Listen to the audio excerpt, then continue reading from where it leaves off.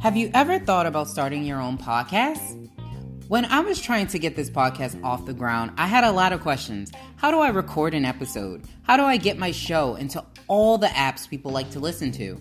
How do I make money from my podcast? The answer to every one of these questions is really simple. Anchor. Anchor is a one-stop shop for recording, hosting, and distributing your podcast. Best of all, it's 100% free. And it's ridiculously easy to use. And now, Anchor can match you with great sponsors who want to advertise on your podcast. That means you can get paid to podcast right away. In fact, that's what I'm doing right now by reading this ad. I love using Anchor because if you're anything like me and you're not a techie, it makes it super easy. And you can get your podcast on as many platforms as you choose to. So if you always wanted to start a podcast, make money doing it. Go to anchor.fm/start to join me and the diverse group of community of podcasters already using Anchor. That's anchor.fm/start. I can't wait to hear your podcast.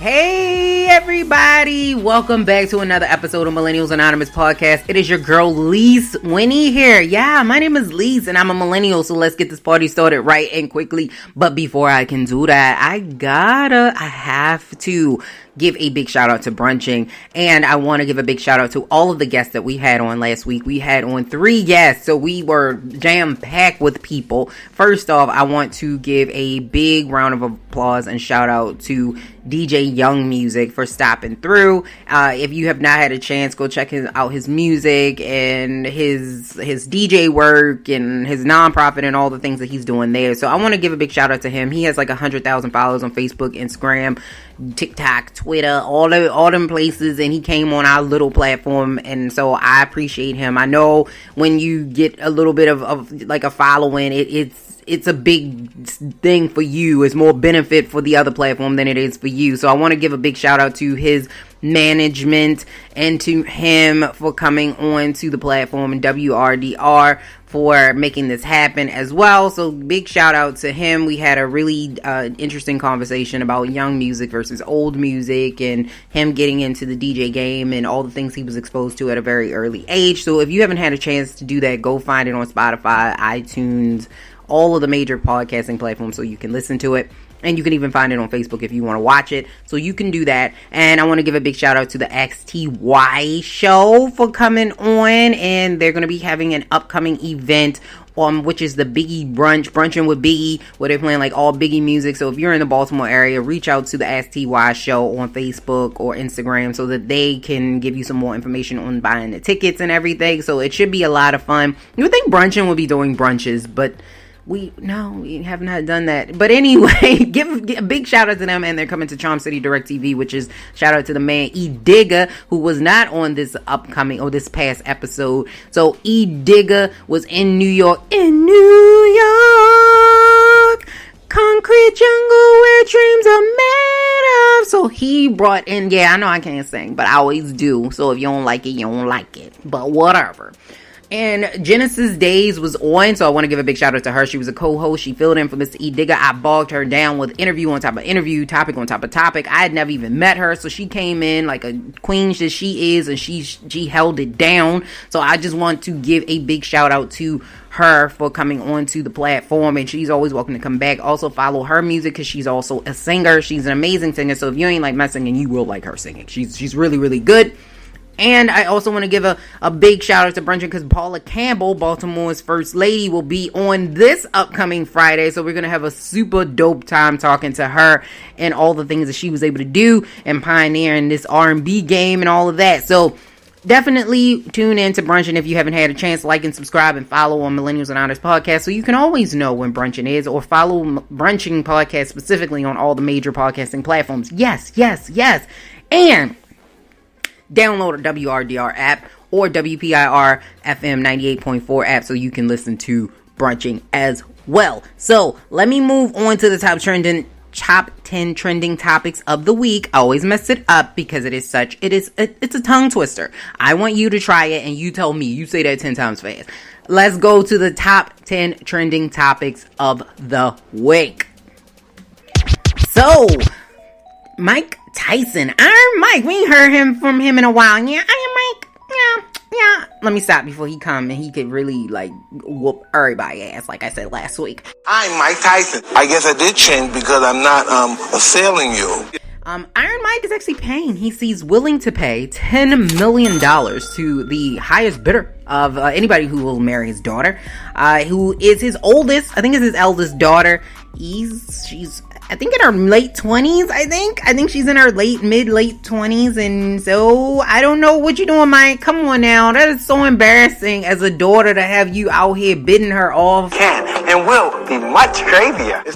Like some type of item or product or whatever. But I'm just saying, Mike, listen, I will marry her. I will get the strap. I will do what I need to do. I will marry her, whatever the terms are. I'll take the 10 million. Okay, I will make it happen. Whatever we need to do, Mike, you just call me. Call me on the phone, okay?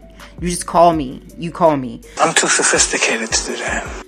And Joe Biden actually wins South Carolina caucuses, putting him in second place behind Mr. Bernie Sanders with those electoral votes. So he went down to South Kakalaki and he handled his business. He got 61% of the African American votes because black people down there was like, you know what, we gonna go with Joe. You know, he's Obama reminiscent. He's Obama adjacent.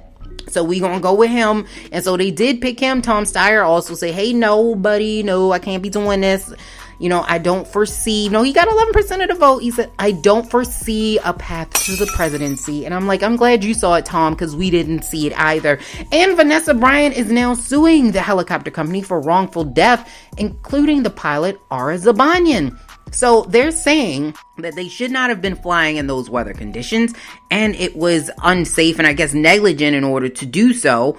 But she might also want to keep her attorney close because the LA Sheriff Office actually took photos of the crash, including the bodies and remains of the victims inside. So the Sheriff Office says that they will investigate and punish any officials who engage in this type of behavior for potentially leaking these materials. So, you know, it's absolutely appalling. They say that Vanessa's devastated by this information. I don't know. They also sent out an email in the department saying that anybody who's in possession of these items and images needs to delete them immediately. But I'm thinking, like, how would you know?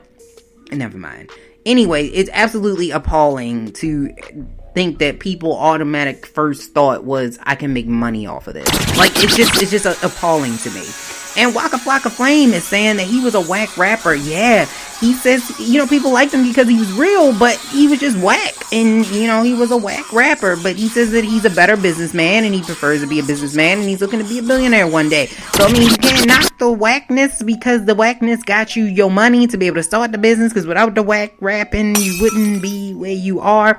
Even though I like No Hands, I like that song. I mean, he was right. He was whack, a rapper, but, you know, I like the beat. It was a nice beat and everything.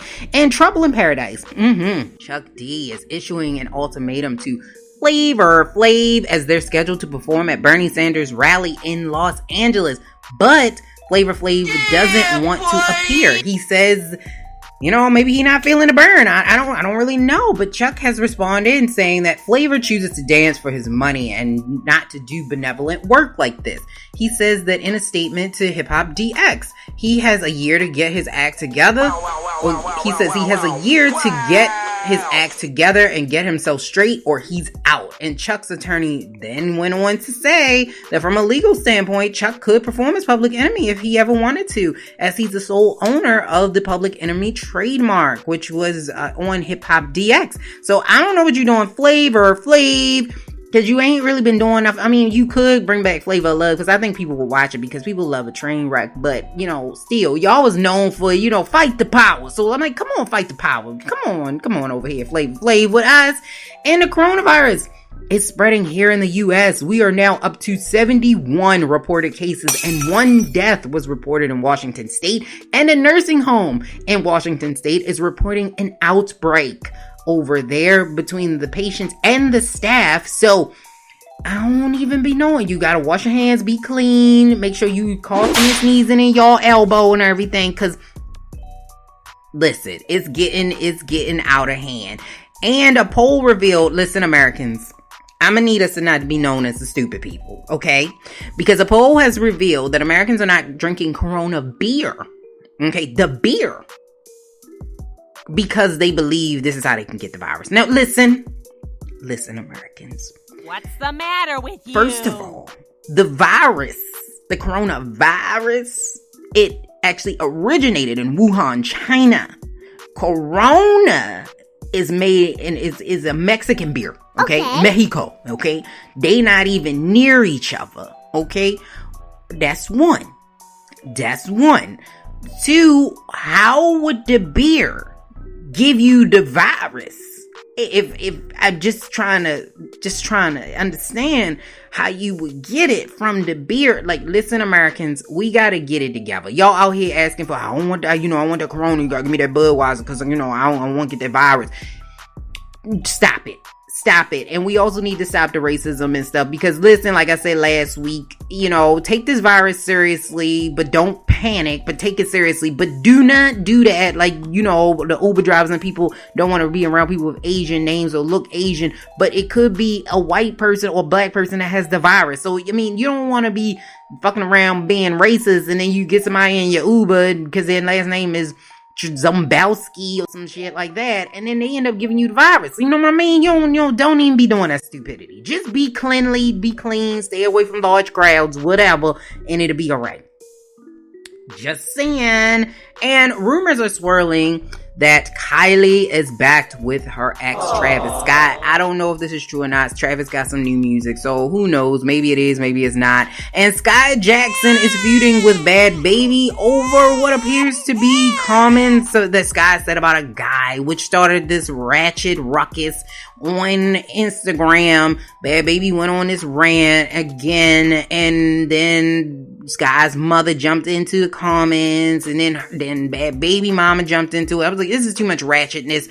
I don't like it. I don't like it at all. Only for Sky Jackson to go and get a restraining order, which they should have did in the beginning, because Bad Baby did threaten her. Now listen, Bad Baby, I don't know what you be doing. I don't know what it is that you do. Are we rapping these days? Are we the reality star? Like, what is it that you do? Because I'm hearing more about the rants and the fights with Vicky and all that stuff, then I'm hearing you do anything. And everybody can't just be, with the antics and not have no talent or not be doing nothing. Like, you need to be, and I'm not saying you're not talented, because I don't really know you, but I'm saying that you gotta be doing something. The antics can be more than what you doing. Like, it's only some people that can get away with the antics without really doing anything. And your last name does not begin with that letter. So I'm going to need you to get it together. Okay. And Harvey Weinstein was found guilty on two felony sex crimes, which means that he is going to jail. Yeah, he got locked up. Don't let me out.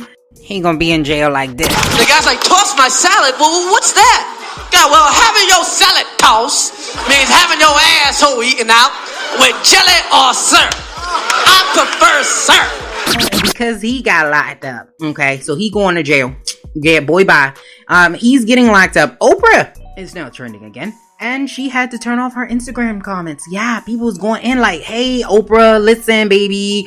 What about that Harvey Weinstein? You gonna get that documentary now that he got locked up? Like, what's going on? Well, he ain't locked up yet, but he gonna get sentenced. No, I think he is locked up. Yeah, he got locked up. So with the sentence, what about that Harvey Weinstein? And so she had to turn her comments off, and then she on stage, and like the cannabis nurse had told me her shoes had malfunctioned, and she just like flipped and fell over. I don't know what happened. It was a lot. Like, it was just a lot going on. And so, people were saying that it's karma, and I don't really believe in that karma stuff. I'm gonna talk to y'all about that in a minute, but I don't really believe in all of that. But whatever, she had fell over, and it's trending, so go look at that. This has actually been top 11 trending topics of the week, because I actually did 11. But y'all welcome for the extra. Let's get into the topics of the day. Okay, let's get to the next topic. So we're going to talk about toxic femininity in the standpoint of this article that I read on medium.com, because the actual definition of toxic femininity is very different from what this gentleman described. And the reason why I'm having this conversation is because I've noticed a lot of this talk lately. And I think a lot of it came from the rise of the woman and the rise of the Metoo movement. And because it is Women's History Month, we are going to talk about it. So one of the things that this gentleman, I don't even remember the name of the guy who wrote it, but it's on medium.com, and I think it's called Toxic Femininity is the name of the article. So if you research it, it should pop up. And basically, long story short, what he was saying is that women are using their femininity as a weapon to weaponize femininity in order to catch men in a way where they can gotcha. You know, so that Me Too movement, like, I gotcha. Now, I will say that the Me Too movement, despite what I'm seeing on social media, which I don't think is wholly representative of all men and all people, because the social media is a whole different beast, because them same people that's talking this junk, if you meet them in real life, they're going to be totally different, right?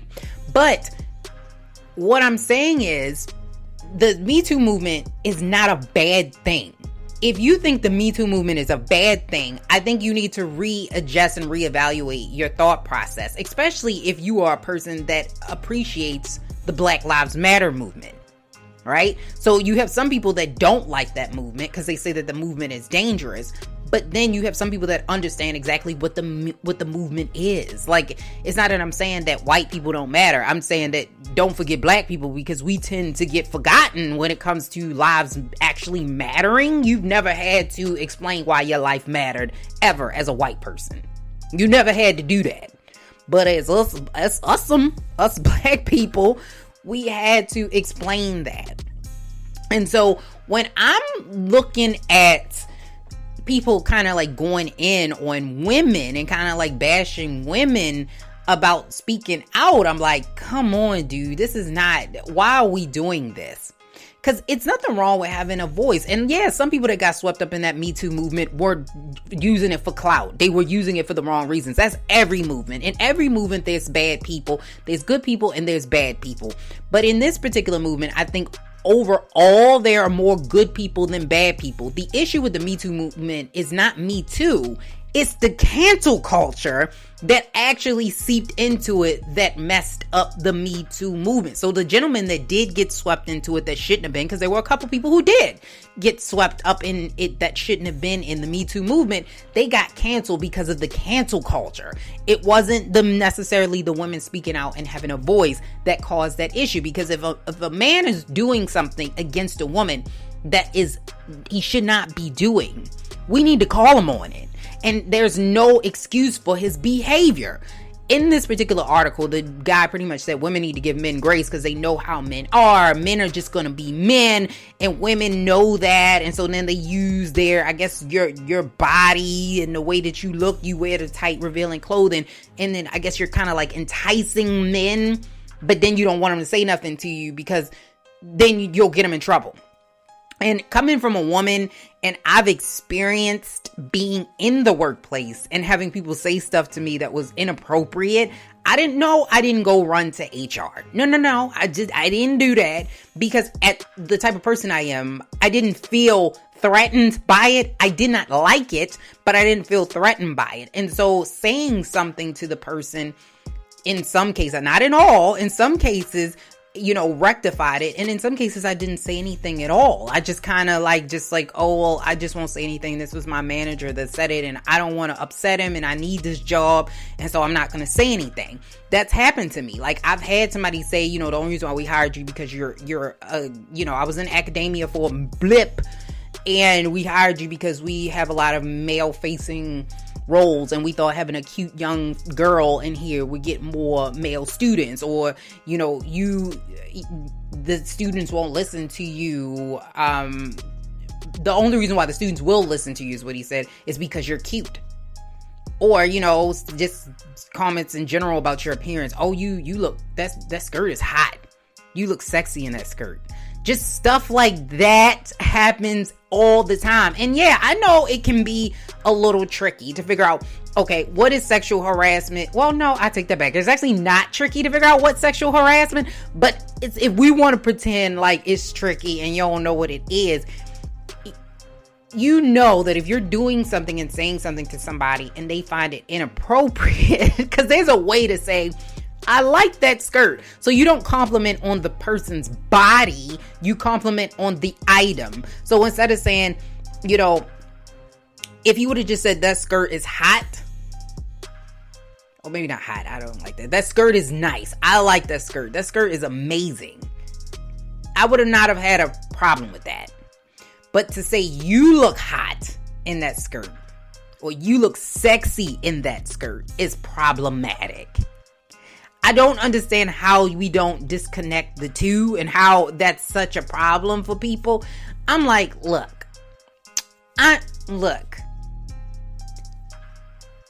At no point is anyone trying to get you.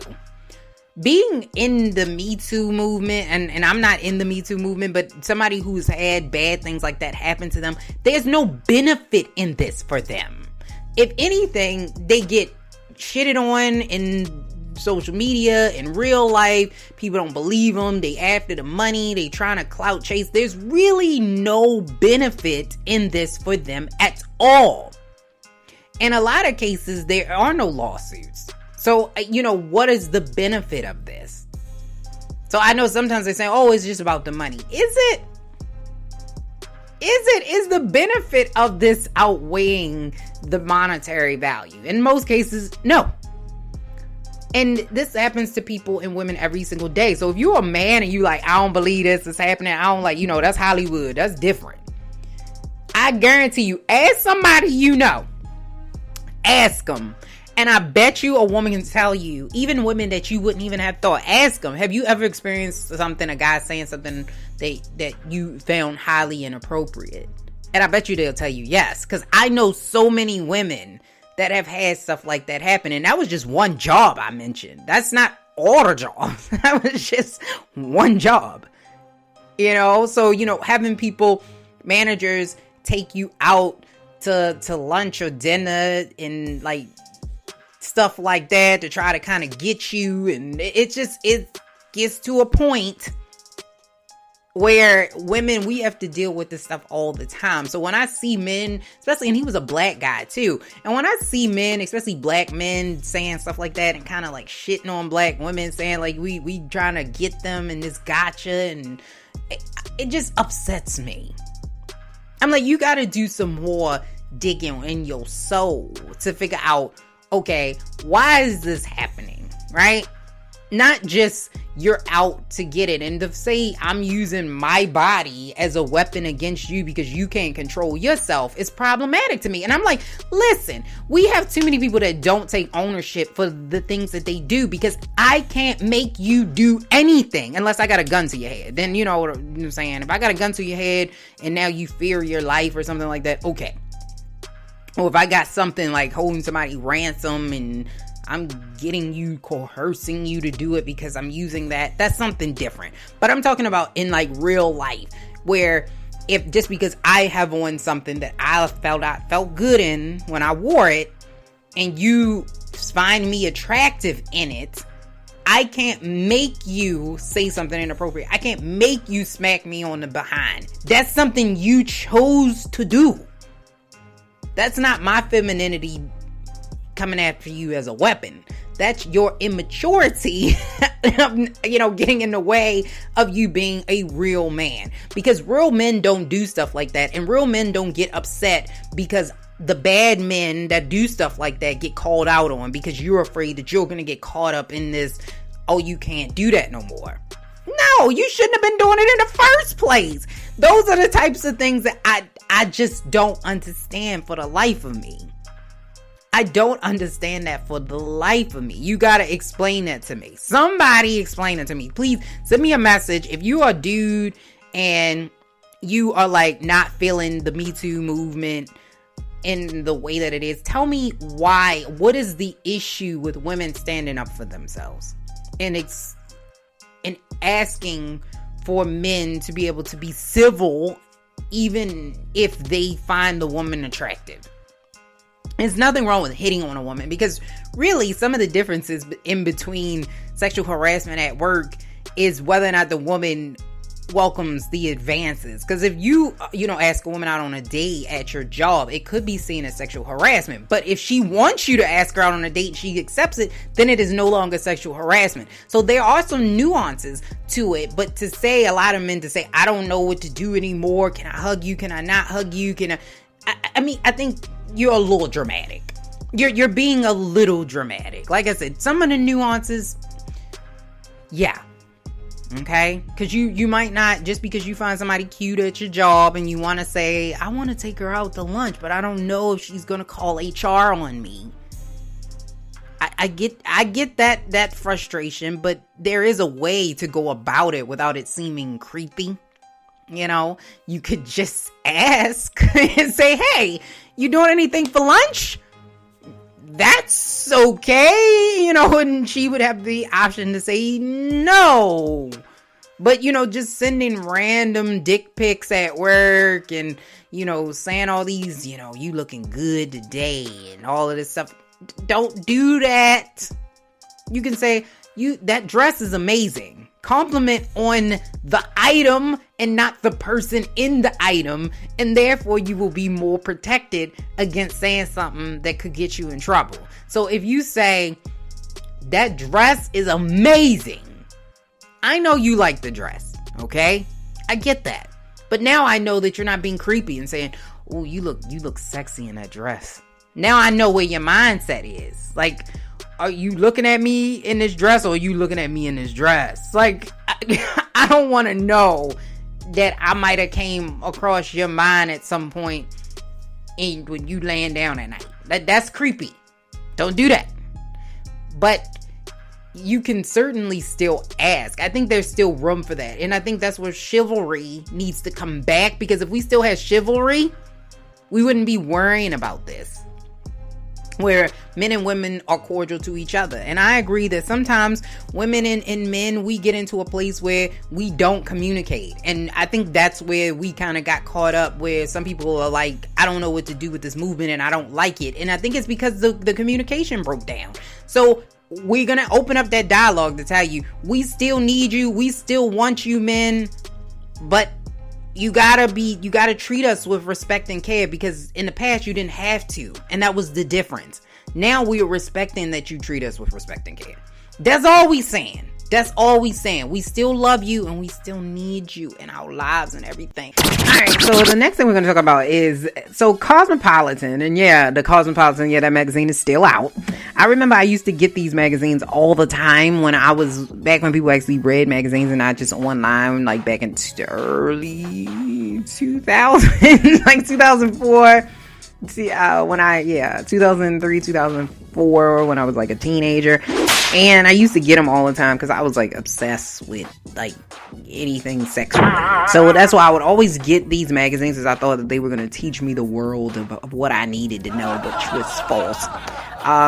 Not very good advice from them on what men like or what should happen in your relationships. But it was a very entertaining magazine nonetheless. And if to find out about relationships and stuff, you just gotta live life. Just saying, you just gotta live life and just figure it out. But in this particular article that they had, and they posted this, it actually was posted last year, I just stumbled upon it today, which was the millennial sex recession is bullshit. So basically, you've heard all of the other articles. I've even shared some on the show that said millennials are not having sex. Millennials and Generation Z are not having sex anymore.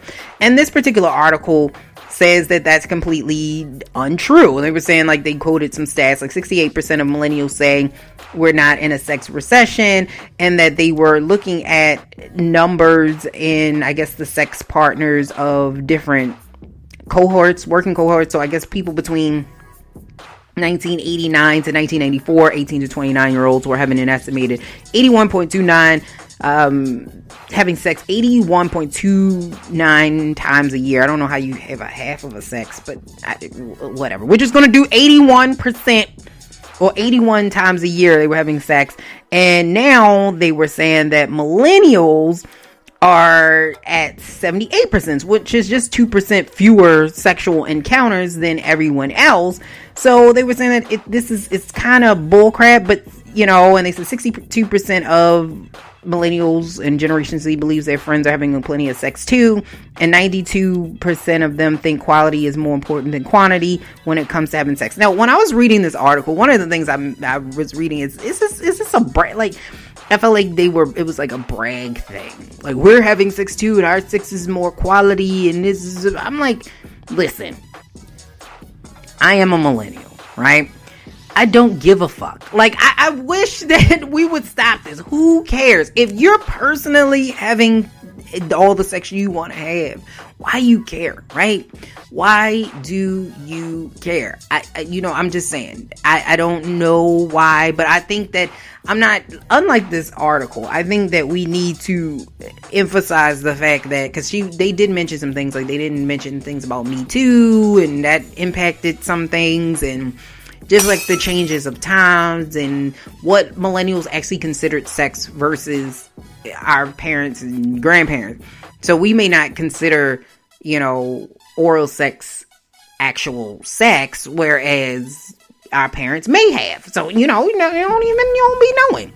So I don't even know. But to me, I think that in this particular, I felt like it was unnecessary. Like, these are things that didn't need to be said. Like I said, if you're having sex, have sex. But I think that it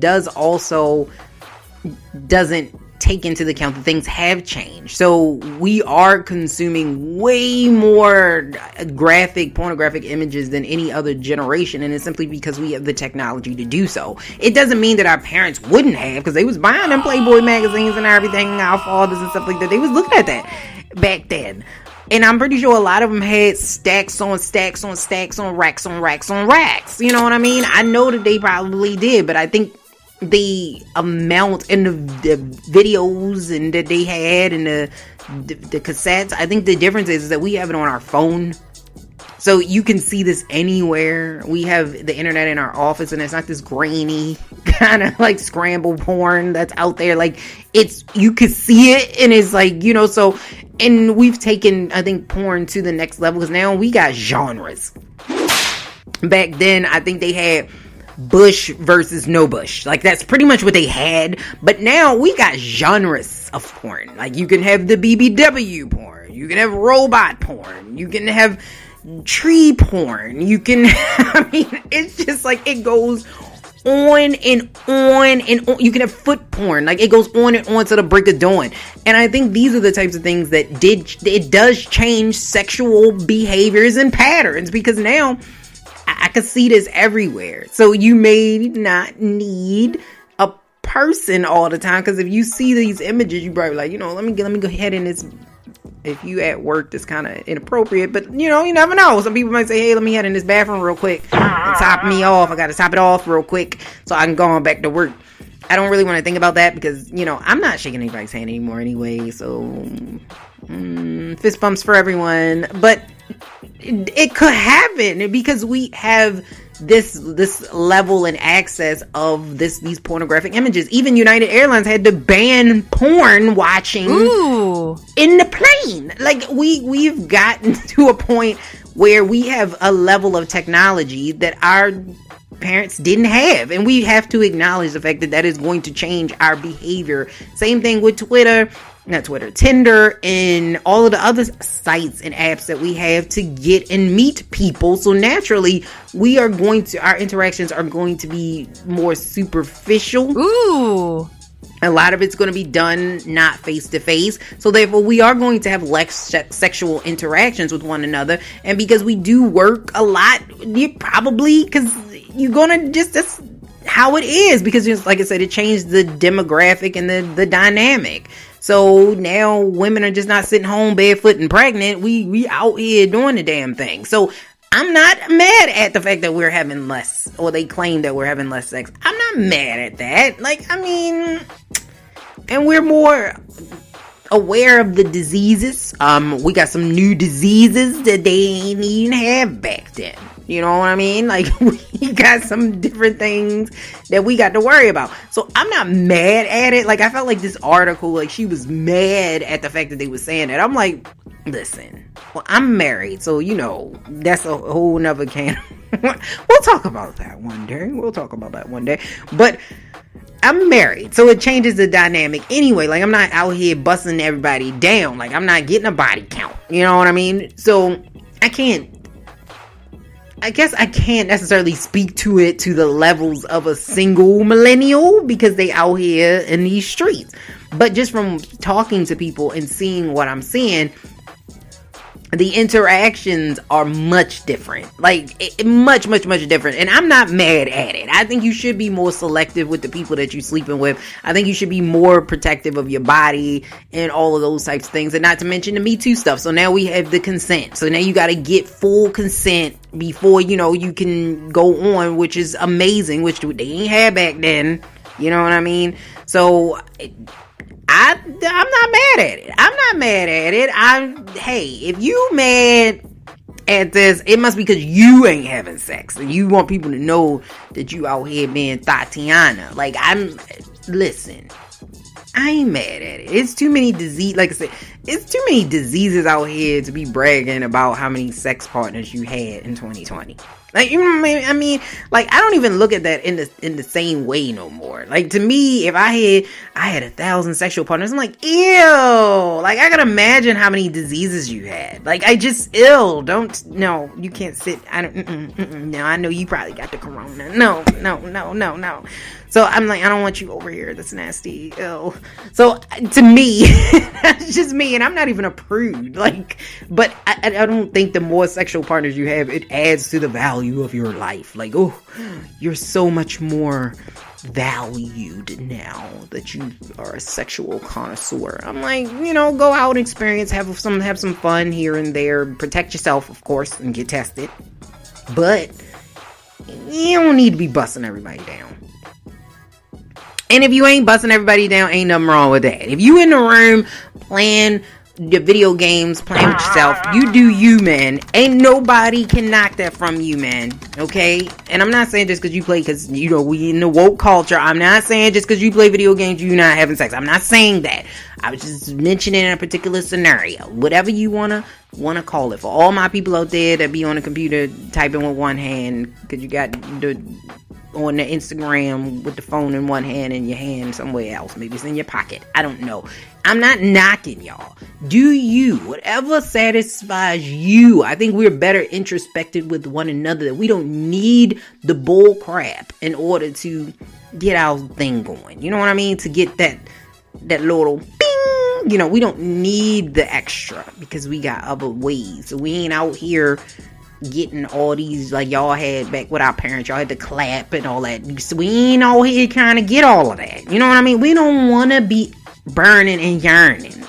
That's all I'm saying. So listen, Julia, who wrote this article, it's okay if they say, it's okay, Julie, if they had said that about us. It's okay, baby, because they was burning and yearning. We ain't. At least I'm not. I don't know, because people was alleged saying Usher might be burning and yearning. I don't know. But speaking of that, I think you have to listen to the whole song in totality, okay? Because technically, Usher he had not said that, okay? So he said that the song that had came out, because I only heard a clip of it and I was like, oh, it sounded like Usher got herpes. Like, you know, allegedly Usher got herpes. I had thought that when I heard the clip of the song that the shade room had on. I was like, oh, Usher. Like, I get to clutch my imaginary pearls. But comes to find out, Jermaine Dupri said, y'all tripping. Like, listen, the song was told from a female perspective, because this is Confessions Part 3, so maybe it's 57 and a half. I don't remember. It's a lot of confessions. And he said, you know, this was from the woman's side. So y'all just need to be listening, because this is from the woman's perspective. And when he was talking about he got a diagnosis or whatever. He said for life, a sentence for life after he went to the emergency room or whatever. Whatever whatever they had said. I don't remember exactly how it was, but whatever it was something along the lines of, when you were sick, I asked you if you wanted to go to the emergency room, and you said no, and then I found out I got, a sentence, and the sentence was life. So that does sound like herpes, since you can't get rid of herpes. But like Jermaine Dupri's had said, he was saying it was the late girl had cheated on him, she had got pregnant, and the baby is the sentence of life. So, because the baby gonna be here or whatever. I don't know. I feel like it was just poorly worded. Like, maybe y'all should have just said that, as opposed to, because they know that all the rumors was already out there about Usher. They're already out there. He got all these lawsuits out there about allegedly giving people herpes. I'm like, y'all could have came out with a better song than this. At least wrote it so that it's more clear, so that people can't cut it up and make it because when like I said, I had clutched my pearls when I had heard it. I was like, oh my god, not Usher, oh my god. So I was taken aback, but I was, proud that he was coming out and speaking in his truth. That was in fact the truth, but it looked like it's not. And he said he don't have that. Well, I don't think Usher said anything. I think it was Jermaine Dupri. I don't know. I have to look and see if Usher said something, because I think Usher still is not. I don't think he had came out yet. I don't think Usher has said anything yet about this song, but it is Confessions Part 3. But yeah, look, I googled it real quick. Yeah, Usher he ain't say. I don't know, because I think if people were trying to say that, because I was going to say he was a millennial, but he's not. Usher is not a millennial. He is Gen X. He's Gen X. So, if it were me, okay, I'm just saying, I'm just going to put myself in this situation. If I were Usher and I knew that I did not have herpes, okay, and people was out there saying this song sound like a herpes anthem, I probably would come out against it and say, hey, this is not what I was saying. I think this was completely taken out of context, or maybe he's going to play the route of let it blow over. Because, it will. Something else will come out and people will stop talking about this and they'll move on. So maybe that's Usher's. Either way works. Now that I think about it. Yeah, I guess I would ignore it. Because it will blow over. Something else will happen. Nicki Minaj's husband going to push somebody else, or Kylie Jenner gonna be sitting with somebody new, or Drake gonna come out with something else, and so it will blow over and people will start talking about something else. But just me personally, I probably would have come out and said something like, hey, no, no knock on people that have it, but I don't. I don't have it. Like, this is not me. But I don't know, maybe he got because he got in court and everything. I don't know, maybe he got some issues that he can't say nothing with that. But all allegedly alleged. So nobody come and get me. This is all alleged. And Jermaine Dupri did come out and defend Usher, so that's not alleged. That actually did happen. But the rest of the stuff is allegedly. So don't be coming to get me. That's all I'm saying. That's all I'm saying, Usher. Don't be coming to get me. And one of the things that we are going to talk about is owning your actions. So, all right. So let's talk about Eva Marcel and Kevin McCall. So if you've been looking at, I guess the Shade Room posted something, and then Lyfe Jennings made a post. So basically the Shade Room shared Lyfe Jennings' post. And if you're not familiar, Eva Marcel was the winner of America's Next Top Model years ago. So back, I think she was the first winner or something like that. And so she's been all over the place. She's on Ricky Smiley. She's on the Real Housewives of Atlanta. And she got into a relationship years ago with an actor named Kevin McCall. And so her and Kevin McCall started a relationship, and it was a rocky one. It was a turbulent one, allegedly, according to Eva Marcel. She said that there was some abuses, verbal abuse, I guess even some physical abuses. And at some point, maybe 2 or 3 years ago, he didn't want anything to do with their child that they had. He deleted all the pictures of the child. He didn't want the child. He said he would sign the rights away to the child. He didn't want no parts of the child. And so Eva eventually got remarried. She had 2 children. She's happily married to an Atlanta lawyer, and I think he's a councilman there in Atlanta. So he's doing quite well for himself, and she's doing quite well for herself. And so she's since moved past that really bad, turbulent time in her life. And they never seem to work out the parental side of things. Things never worked out for them as far as becoming co-parents. And so now Kevin wants to get back into the child's life. But what Eva is doing is she was trying to get the child's name changed, even potentially, I think, adopted by her now husband, who she has 2 children with.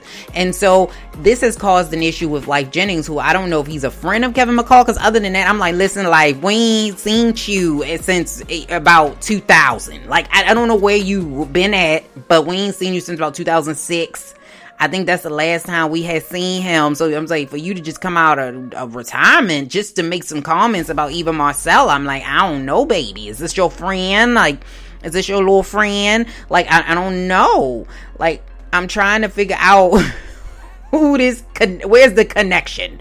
But regardless of the fact, he wrote that this whole situation was kind of messed up, and that you shouldn't have a woman out here trying to delete and pretty much take away from the father's name or the father's legacy, because he deserves to be a father. And he offers some words of encouragement to Kevin McCall. Now, what I will say, because he didn't say anything and he didn't speak on any of the abuses that Eva Marcel alleges that she actually went through, he never commented on any of that. He just said that it was wrong for her to go in and pretty much bashing her for making the decision to try to incorporate her daughter into their family, their blended family. And I will say this.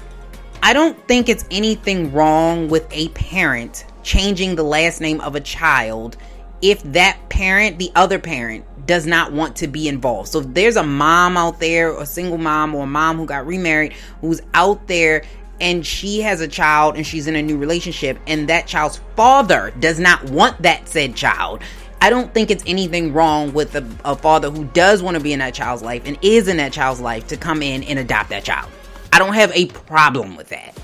The biggest issue I have is what Lyfe Jennings apparently said, that Kevin McCall is trying to get into the child's life. So basically what he said was, I think this is so whack. Changing your daughter's last name from her father's to somebody else's, especially when the father tries to see her. The daughter don't have anything to do with their beef. And what kind of man allows that? Shit pissed me off. I expected better out of Eva. Shit personal to me. I've been there.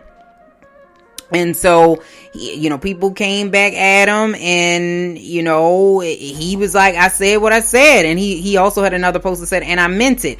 If he was a drug addict, there's still hope for him. If he was in jail, there's still hope for him. No, never let anybody tell you you're not good enough. To all my loyal fans, your redemption is coming. Fuck what they say. We all fall short sometimes. May the bridges you break be stacked up and used to stand on to reach the heights God has for you. It ain't over. I swear it ain't. And to my little homie Kevin, get the help you need and fight back for you and yours. We rooting for you, Lyfe. Okay.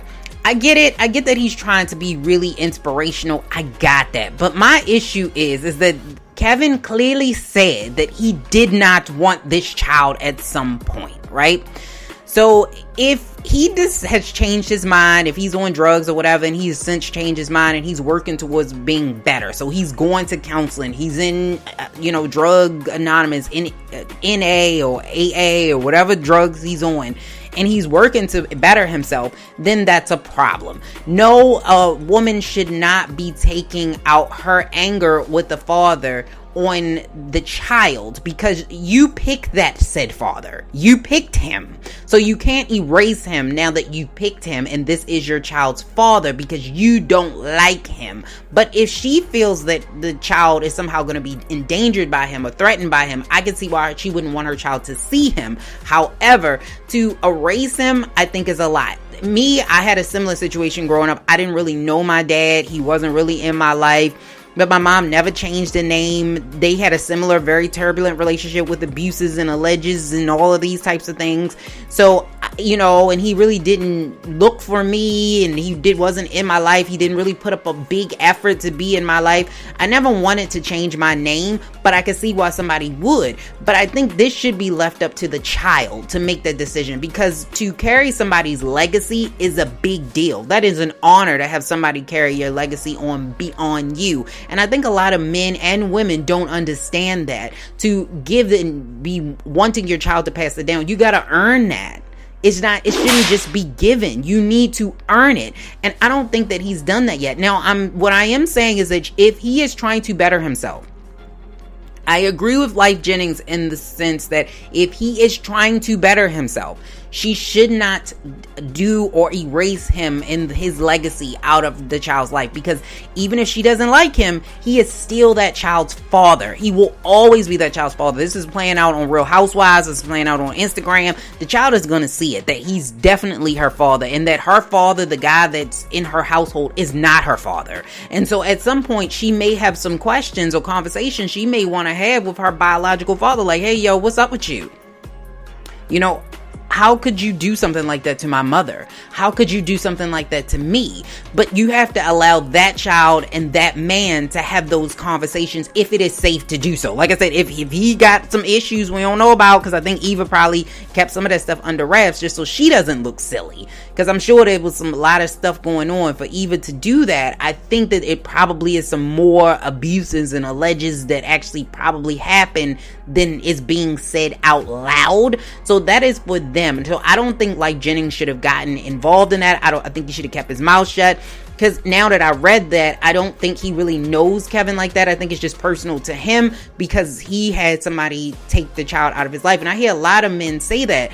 If that's the case, one of the things I hear a lot of men say that, but being a child of a father that didn't do that, one of the things that I don't see is the action. I really, really don't. If this is something that you don't want her to do, you need to take legal action. Just sitting around saying, I'm so mad and pouting, and I'm going to tell my kid when they get older. The kid ain't going to want to hear it. Because like I'm telling you, by the time I got a chance to sit down and talk to my father, I did not care, because I knew that he did not take the steps and the time to really get to know me. We've since mended our relationship a little bit where we are on talking terms, but we're not as close as we could be. And I think a lot of it does stem from the fact that I don't know how receptive he really is to this relationship of building and mending this relationship.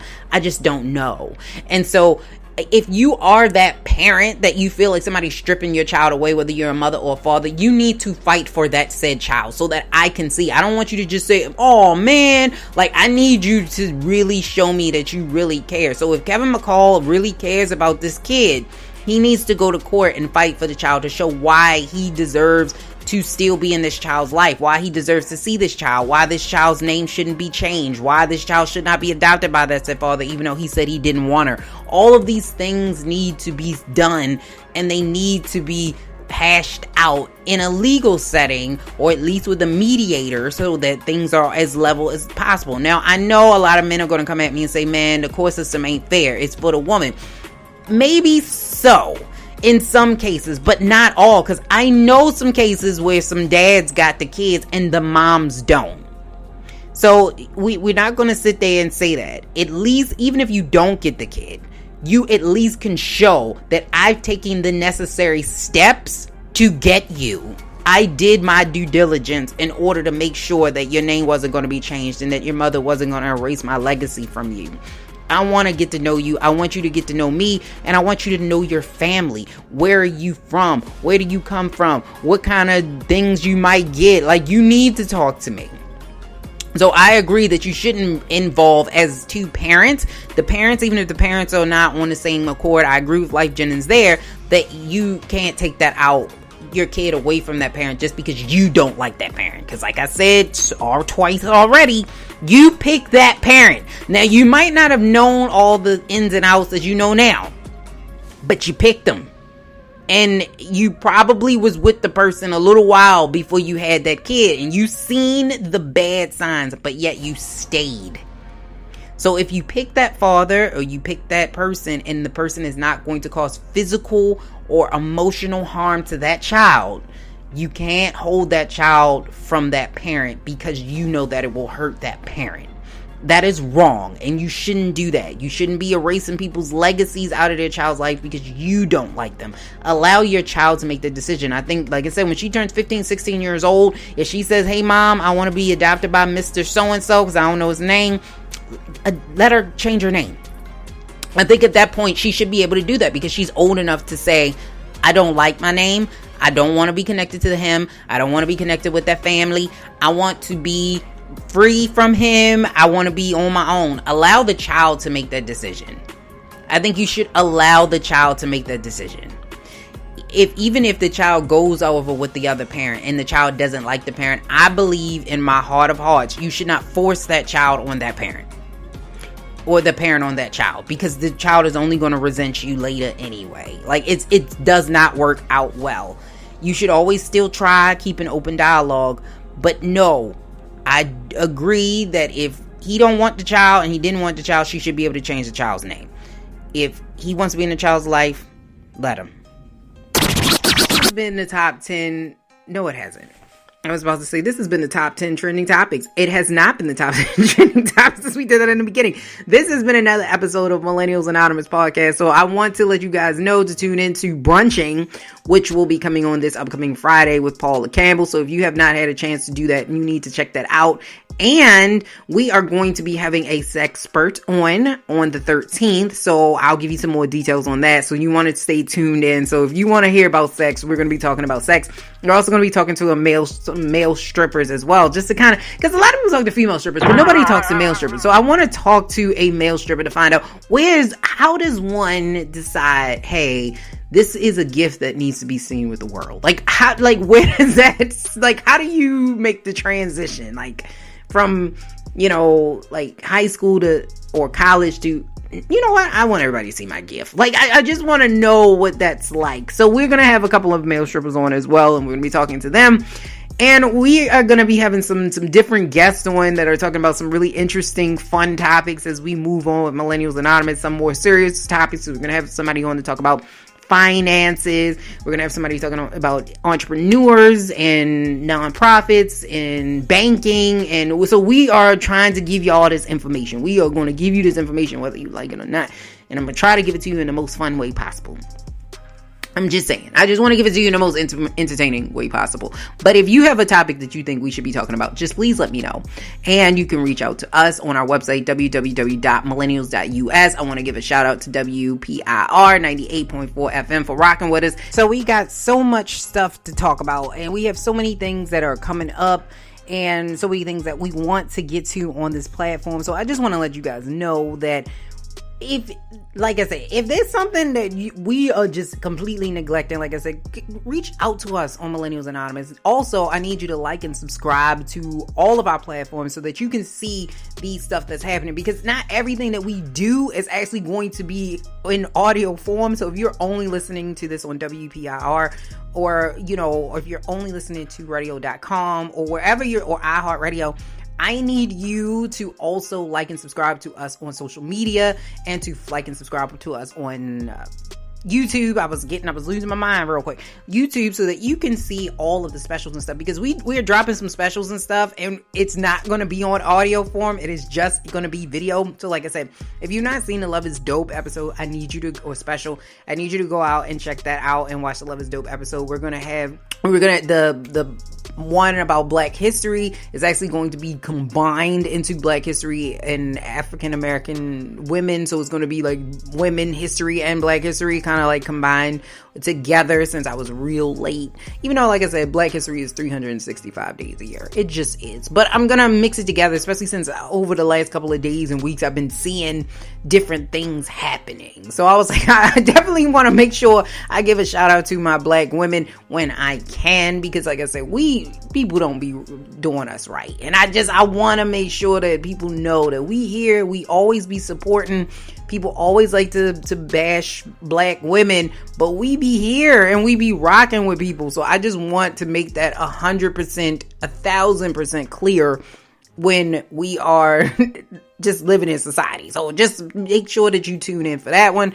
And then, like I said, we're going to have one on podcasting, like what's this big boom of podcasting about. That's going to be a very short one. I think it's going to be like 15 minutes or something like that. But it's a video nonetheless. And I'm going to be talking to some other podcasters about this big influx and this big boom. And then we're bringing Millennials Anonymous to a comedy series type of platform. So we're working on that as well. So if you have not heard about this yet, it's coming. And then we have some other big things that are coming as well, potentially in awards, the Voice Pioneer Virtual Award. So we are working on a virtual award show where we give recognition to other podcasts and other online radio stations of all the things that they're doing. And we're going to do it virtually, which is something that I don't think people are really doing, but it's easier to do it virtually because all these podcasts are all over the world. So you want to make sure that you give recognition to everyone. So that's coming. So once we have more information about that, I will certainly let you guys know. So if you're a podcaster who listens to podcasts and you're like, man, I would really like to be recognized, especially because this is for the small podcasts, because the other award shows out there for larger podcasts and platforms, the expense to get and enter into them are like ridiculous. Like, this is not going to be like that. So if you're interested in that, you gotta like and subscribe, because that's the only way you're gonna know when this happens. I am probably not going to mention it anymore on this radio type based podcasting platform. So I'm gonna need y'all to go like and subscribe on Facebook, YouTube, Periscope, and everywhere else. So this has been Millennials Anonymous. Thank you so much. Peace.